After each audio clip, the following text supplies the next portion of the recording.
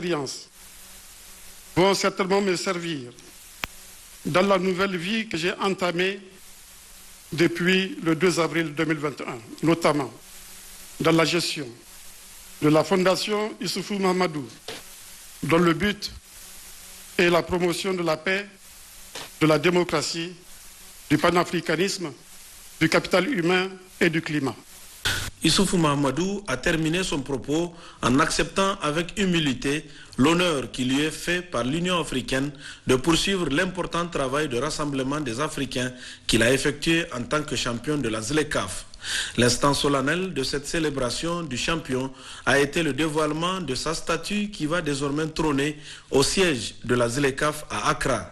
À noter la très remarquable présence d'artistes nigériens qui ont effectué le déplacement d'Accra pour magnifier l'honneur fait à notre compatriote.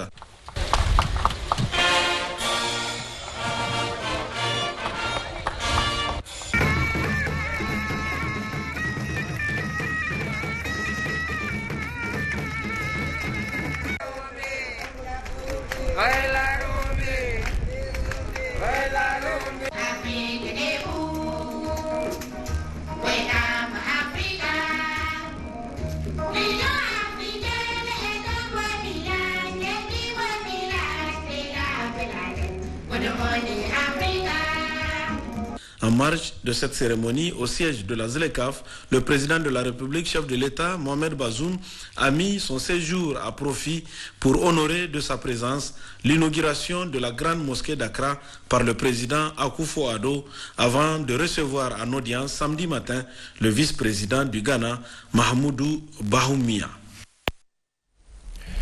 Auparavant, jeudi dernier, le président de la République, chef de l'État, Mohamed Bazoum, était, comme vous le savez, à Abidjan, en Côte d'Ivoire. Aux côtés d'autres chefs d'État africains, le président Mohamed Bazoum a pris part à la réunion de reconstitution des ressources de l'Association internationale de développement IDA, une institution de la Banque mondiale. En marge de la réunion dénommée IDA 20, le chef de l'État a rencontré la communauté nigérienne de Côte d'Ivoire. Retour sur cette journée à Abidjan avec nos envoyés spéciaux Moussa Yahya et Asko Jibrila. Arrivé jeudi matin à Abidjan et après avoir pris ses quartiers à l'Hôtel Ivoire, le président de la République, Mohamed Bazoum, est arrivé aux environs de 10 heures au Palais de Congrès en compagnie de 13 autres chefs d'État participant à la 20e reconstitution des ressources de l'Association internationale de développement IDA, une institution du groupe de la Banque mondiale. Au cours de la cérémonie d'ouverture de cette réunion dénommée IDA 20, le directeur des opérations de la Banque mondiale, Axel Van Trostenberg, a rappelé la place de l'Afrique dans les opérations de la Banque mondiale, une place sans cesse croissante, avant de préciser que l'IDA a injecté 41 milliards de dollars depuis 2020 pour minimiser le choc de la Covid-19 sur le continent et maintenir ainsi le développement. Quant au directeur général de la Société financière internationale SFI, le Sénégalais Matar Diop, il a assuré les dirigeants africains de l'apport du secteur privé de la Banque mondiale qu'il représente pour aider le continent à atténuer l'impact conjugué de la lutte contre l'insécurité et la Covid-19. Le président de la Commission de l'Union africaine, Moussa Faki Mahamat, lui a dressé le tableau sombre de cet impact conjugué du terrorisme et de la Covid-19 avant d'appeler à une restructuration de la dette et à une révision du modèle économique de certains pays africains. Moussa Faki Mahamat interpelle les partenaires financiers de l'Afrique dont les stratégies n'intègrent pas des défis nouveaux comme terrorisme et Covid avant de souhaiter que l'IDA devienne véritablement un instrument de développement inclusif et immédiat en faveur de l'Afrique. Procédant à l'ouverture des travaux de cette réunion d'Abidjan, le président ivoirien Alassane Ouattara a corroboré les idées de ses prédécesseurs et exigé que soit arrêté désormais le plafonnement très limité du déficit en Afrique, comme cela avait été pour l'Europe il y a quelques années. Alassane Ouattara relève l'importance de la solidarité entre les différentes régions du monde avant de convier ses pairs à arrêter des stratégies pour alimenter le plaidoyer et aider l'IDA à mobiliser plus de ressources. Dans la déclaration dite d'Abidjan, les chefs d'État tracent les voies à suivre pour augmenter les ressources de l'IDA à environ 100 milliards de dollars pour la période 2023-2025. Nous réitérons notre appel lancé lors du sommet sur le financement de l'Afrique à Paris du 18 mai 2021 pour un soutien accru au continent en vue de mieux se reconstruire après la crise découlant de la pandémie Covid-19. B. Exhortons les donateurs de l'IDA à soutenir une reconstitution ambitieuse et importante des ressources de l'IDA 20 pour une mobilisation d'au moins 100 milliards de dollars américains d'ici à la fin de l'année 2021 afin d'atteindre les objectifs énoncés dans la présente déclaration. C. Travailleront à améliorer significativement notre capacité d'absorption des ressources pour une exécution diligente des projets et programmes. Dernier point, nous nous engageons à poursuivre les efforts de mobilisation des recettes fiscales et à utiliser de façon transparente et efficiente les ressources mobilisées tout en renforçant la gouvernance. Fait à Abidjan le 15 juillet 2021, République de Côte d'Ivoire. Je vous remercie.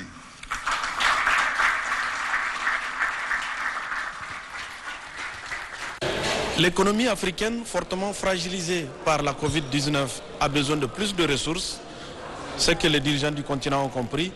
Voilà pourquoi, à travers la réunion d'Abidjan, nos dirigeants ont permis de définir des stratégies communes en vue d'aider l'IDA à mobiliser encore plus de ressources pour aider l'économie du continent à redémarrer. Dans l'après-midi, le président de la République, Mohamed Bazoum, est allé à la rencontre de la communauté nigérienne de Côte d'Ivoire.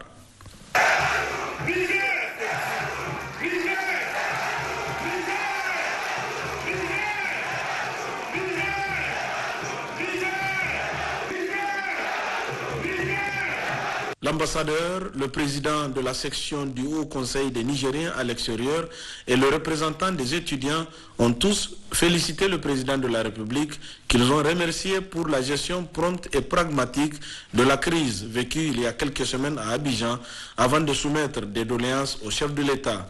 Le président Mohamed Bazoum, entouré des membres du gouvernement, a tenu à encourager la sagesse et le respect des lois et règlements du pays d'accueil tels que reconnus à nos compatriotes vivant en Côte d'Ivoire.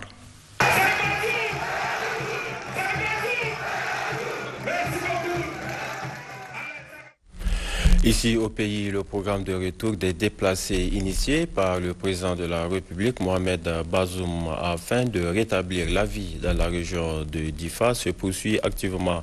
Ce matin encore, des milliers de ménages des villages de la commune rurale de Guesquerou à bord des camions ont entamé le retour sur leur terre d'attache. Reportage Abdraman Boukari, Hassan Abdou.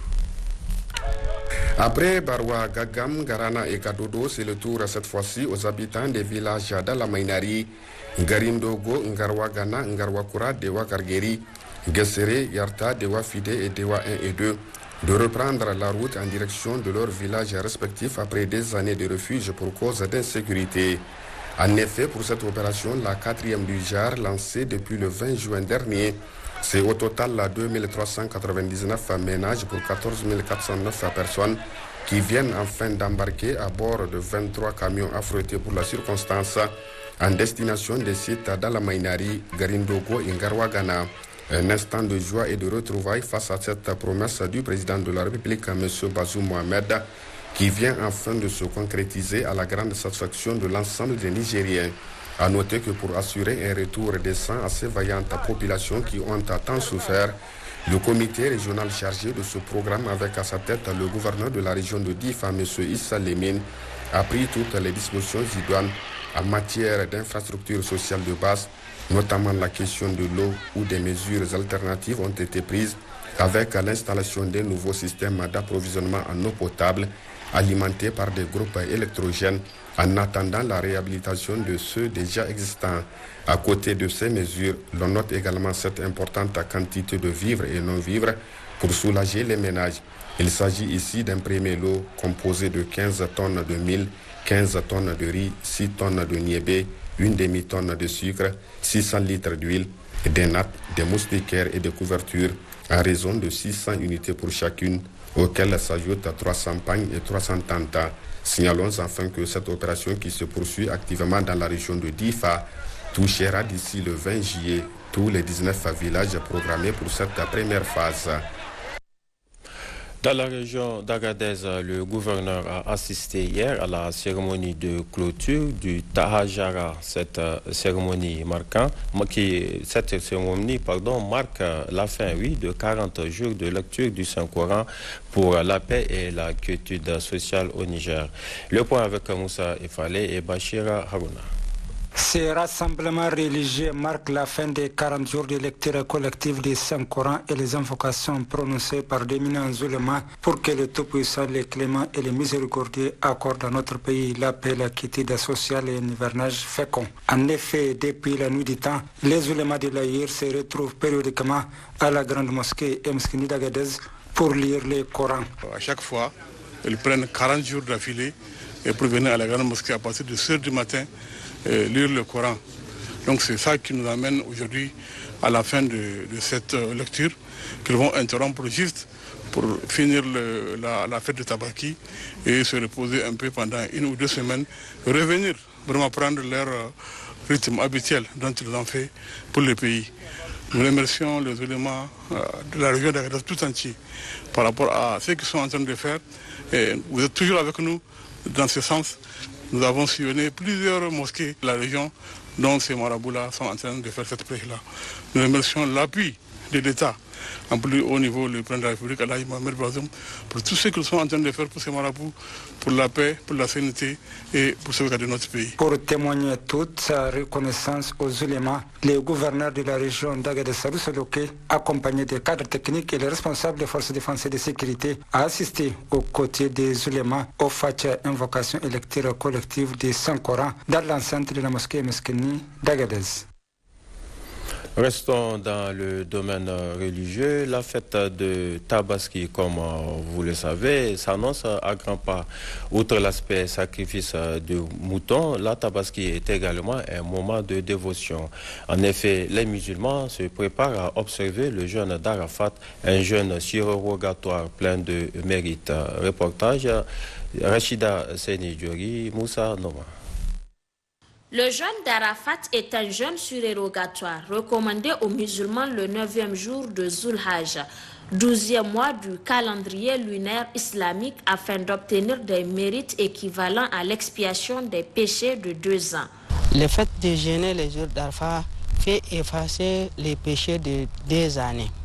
2 ans, les péchés de 2 ans. Donc, les péchés de l'année passée et les péchés de l'année prochaine. Les savants ont dit, est-ce que les péchés là que les jeûnes d'Arafat va effacer, est-ce que les péchés, les grands péchés ou bien les petits péchés, les savants ont dit, il n'a pas précisé. Donc quand il dit yukafiru sanataini, donc 2 ans de péchés là, il n'a pas fait une exception donc de tous les péchés. Le jour d'Arafat est une journée noble au cours de laquelle il est important de louer le Tout-Puissant. L'invocation du jour d'Arafat qui est La ilaha illallah wahdahu la sharika lahu lahul mulk wa lahul hamdu wa huwa ala kulli shay'in qadir. Donc multiplier cette invocation, il a aussi dit, donc multiplier aussi At-Talbiya, donc labbaik Allahumma labbaik, labbaik la sharika lak labbaik, innal hamda wa ni'mat, ainsi jusqu'à la fin. Et ça c'est pour les gens qui sont à la Mecque. Au Niger, le jeûne d'Arafat coïncide avec la 2e journée du pèlerinage à la Mecque, veille donc de la fête de l'Aïd el-Adha ou fête de Tabaski. Le gouverneur de la région de Zender a patronné hier au Centre culturel franco-nigérien la cérémonie de vernissage du film documentaire intitulé Zender de la réalisatrice Aïcha Maki. Plus de détails avec Mato Toraki et Lawali Ousseini. La projection de ce film d'une durée de 82 minutes a eu lieu à la cinémathèque du CCFN en présence de plusieurs cinéphiles, dont le premier responsable de la région de Zender, Issa Moussa, et le sultan du Damagaram, Aboubakar Oumarou Sanda. Mais auparavant, la veille, la réalisatrice et cinéaste a fait le récit de son film intemporel, au cours d'une conférence de presse qu'elle a animée. Et un film, il voyage. Je ne peux pas prendre ma pancarte, parcourir le monde entier pour dire que la jeunesse des Anders a besoin d'avoir un regard particulier.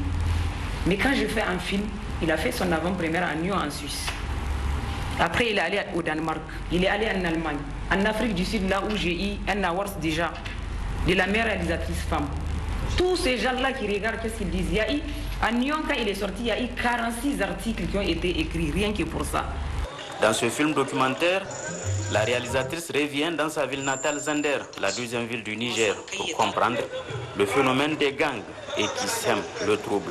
Une jeunesse délaissée dont elle dévoile le quotidien de survie, à qui elle donne la parole et un visage. À la fin, plusieurs intervenants venus la soutenir n'ont pas manqué de lui faire des témoignages édifiants sur son courage, sa ténacité et son professionnalisme pour avoir réalisé ce film dont les personnages sont issus du quartier Karakara, abritant historiquement lépreux et parias. Du sport dans ce journal, l'association sportive des forces armées nigériennes AS-FAN a lancé cet après-midi une compétition à l'endroit des jeunes de moins de 13 ans. L'objectif de cette initiative est de créer un cadre d'épanouissement des jeunes pendant les vacances afin de contribuer efficacement au développement du football à la base. Hassimi Abdoulaye Hamidou. 8 équipes des moins de 15 ans participent à cette compétition initiée par l'association sportive des forces armées nigériennes AS-FAN avec le soutien de la hiérarchie militaire dans l'optique du développement du football à la base. En organisant ce cadre d'épanouissement des jeunes, les responsables de l'AS-FAN mettent l'accent sur la détection des jeunes talents à travers la compétition, seul tremplin pour leur éclosion. Le football des jeunes constitue un des piliers de la pyramide de développement du foot. C'est en ce sens que l'organisation de championnats nationaux dans différentes catégories d'âge, ainsi que la formation adéquate, sont dès lors des aspects cruciaux pour faire progresser le football des jeunes. La formation des jeunes joueurs décide de l'avenir du football national et mondial. Les associations membres et leurs clubs ont donc une grande responsabilité dans le développement du football nigérien en créant une philosophie de formation adaptée aux caractéristiques de notre pays. Le match d'ouverture a opposé les jeunes de l'AS-FAN en orange et noir à ceux de Jaguar FC de Saga. Score final, 1 but partout. Actualité internationale, intempéries en Allemagne, 133 décès et de nombreux disparus. La décrue se poursuit, mais déjà un élan de solidarité s'organise pour apporter secours et soutien aux sinistrés. Au milieu de la tragédie allemande, ces images qui redonnent de l'espoir aux sinistrés. Celles d'un impressionnant élan de solidarité, des montagnes de dons, et plusieurs centaines de bénévoles qui se sont présentés d'eux-mêmes pour aider à tout organiser. Ces gens étaient chez eux et se sont dit « je vais prendre part à ça, je veux aider ». S'il y a bien quelque chose de positif dans cette tragédie, c'est ce mouvement d'entraide. C'est génial, je suis fier d'eux, des gens de la région, de la solidarité qui règne. Les colis ne cessent d'affluer, des jouets pour enfants, des vêtements, mais aussi de la nourriture. Et les sinistrés de la région vont en avoir besoin, car certains ont tout perdu. Grâce à Dieu, tout le monde est en vie, mais on y a échappé de peu. Jusqu'ici, nous avons déblayé, jeté beaucoup de choses. On a fait ce qu'on a pu. Comme moi, ma mère est sans abri. L'entreprise où je travaille est inondée, tout est cassé. C'est la cata. À Erstadt, en Rhénanie du Nord-Westphalie, si une partie de l'autoroute est dégagée, un large tronçon reste immergé et les véhicules bloqués sont évacués à l'aide d'un char de l'armée. En déplacement dans la région avec le président allemand, le gouverneur Armin Laschet promet aux sinistrés une aide financière et d'engager au plus vite la reconstruction. Dans les prochains jours, nous ferons tout notre possible pour mettre en place les fonds qui sont nécessaires en aide directe. L'État et le gouvernement fédéral vont travailler ensemble à la reconstruction. Je reparlerai également avec le ministre allemand des Finances de ce que nous pouvons faire ensemble ici. Une reconstruction qui devra attendre la fin des opérations de nettoyage et le bilan pourrait aussi s'alourdir. De nombreux habitants manquent encore à l'appel.